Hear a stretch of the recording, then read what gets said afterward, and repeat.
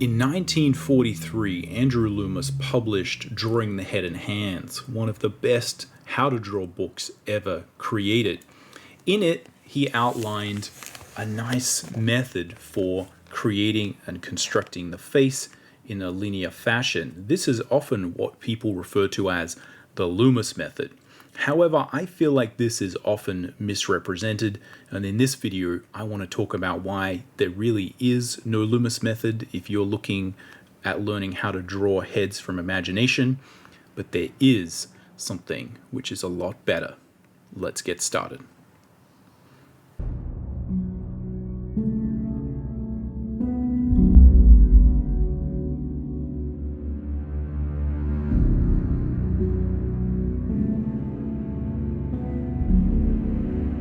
So the basics of how this system works are pretty simple. We start with a sphere and we define dimensionality of that sphere, and it's essentially that dimensionality that allows us to start placing features. We can then define some simple proportions, which we sort of find by defining where the hairline would be, and then we duplicate those sort of proportions down this kind of new center line of the face. We make sure we chop a little bit off the side of that sphere, which again gives us a good sense of how big and what sort of shape that mound and ball of the skull is.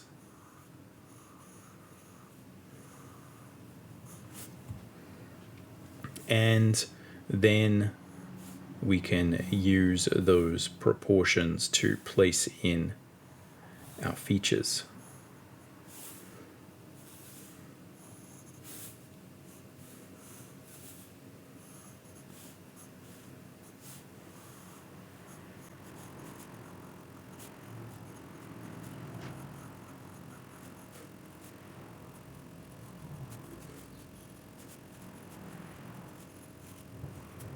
So it works pretty well, and it allows us to draw the same head from multiple different angles using the same set of proportions. We can also use this to exaggerate proportions and draw stuff which is a little bit more interesting than our standard sort of blocky guy there. For instance, we could probably draw an orc or some other type of fantasy creature.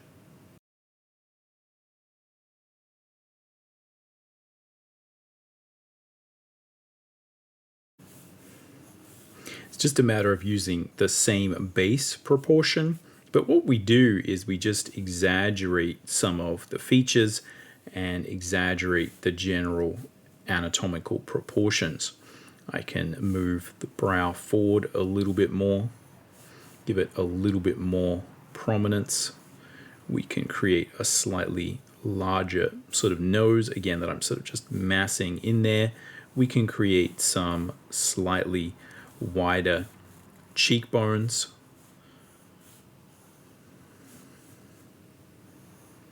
And again, I can define centerline, right, create a larger kind of mound of the mouth that we then use to base the lines of the lips off of. So then, again, I'm going to define also, it's about halfway up, right, but we're also just going to find that jaw, make sure that jaw looks super chunky, right? So again, let's finish this off. I've got the basic sort of proportions here, but it's just a matter of filling in the details.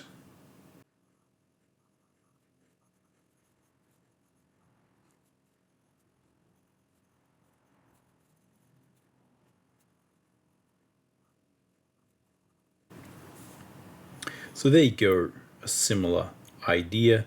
We're just exaggerating particular features and making sure that we add those specific things which are going to make us think, oh yeah, that's like an orc with chunky mouth with those giant chunky teeth, big jaw for eating you or other things, right? We can use it to essentially draw whatever we want. Okay, so that is the Loomis method in a nutshell. It's a nice way for us to be able to construct heads from different angles and to be able to control proportion from different angles. This is good if you want to draw the same character from different angles, or if you want to push or develop the form from a standard mannequin into whatever you want while still keeping general proportion. And more importantly, that this makes it really easy to remember and systemize the proportional changes that you do make when you are drawing fantasy creatures or, people who have a lot of character in their face. It's not just about drawing blocky Caucasian man, right? You can draw whatever you want using this method, because all it does is it systemizes the sequence and the way that you might think about proportional markers and how you put them in. It's not about the blocky man, right? It's about figuring out how to systematically control proportion and structure using constructive anatomy and form drawing. It's also something that is not a system that a guy called Loomis came up with. Andrew Loomis is working in a tradition of constructive anatomy and form drawing that goes back hundreds and hundreds of years.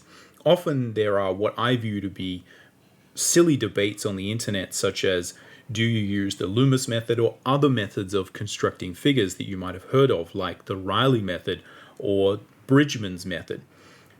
Bridgman taught a class that both Riley and Loomis went to, and Riley took over the class from Bridgman. At least that's what Wikipedia says, and that's my understanding of it.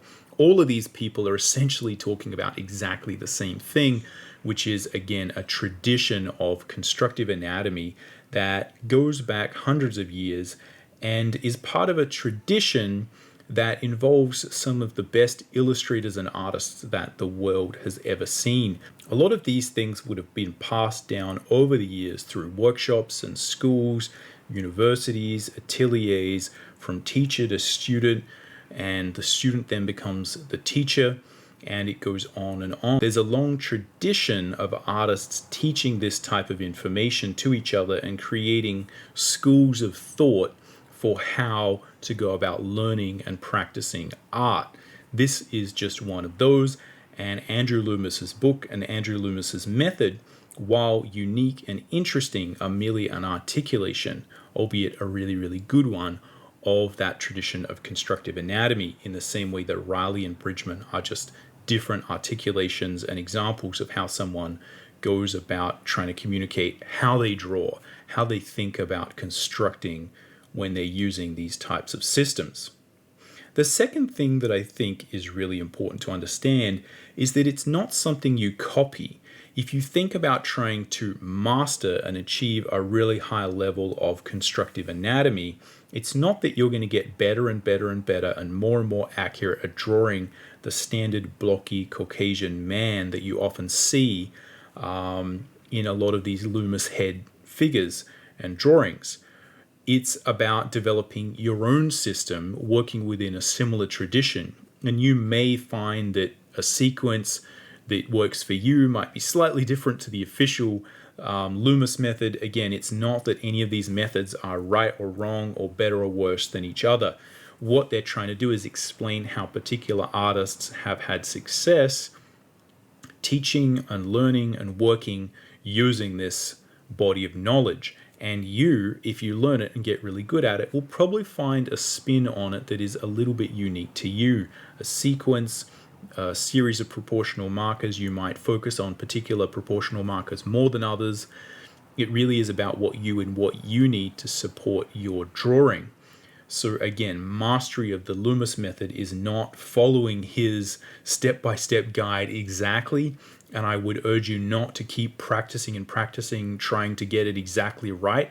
It's more important to understand the theory and the concept behind it, the theory of the linear sequence that helps you build structure within a drawing.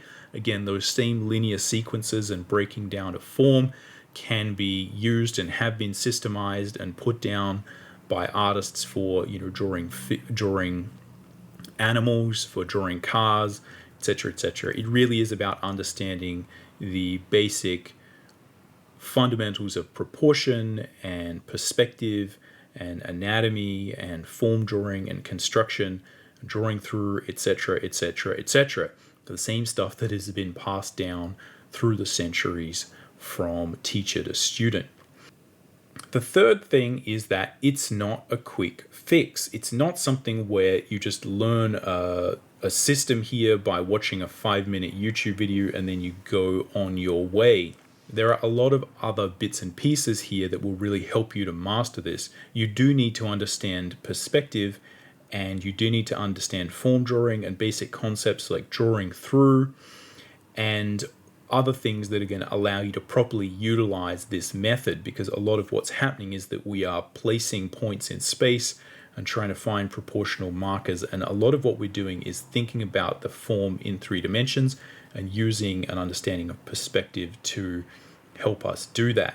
Again, the real benefit of the Loomis method is not that it allows you to draw a front-on head better. You don't need the Loomis method for that.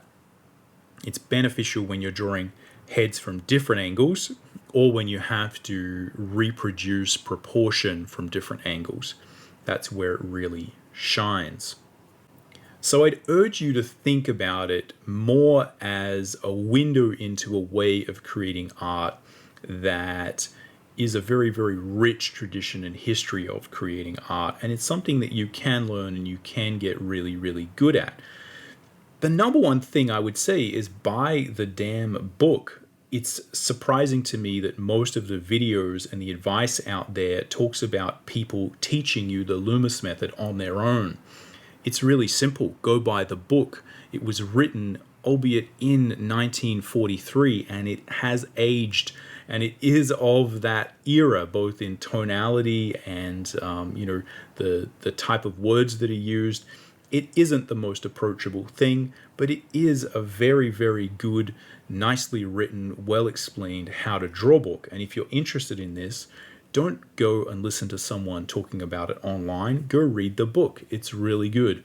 That's what I did, and that's how I've been able to use it in my career, day-to-day, drawing all sorts of things from comics, concept art, and illustration. And it's helped me, certainly when I've been drawing comics, to maintain and control proportion of characters from panel to panel, which is really, really important.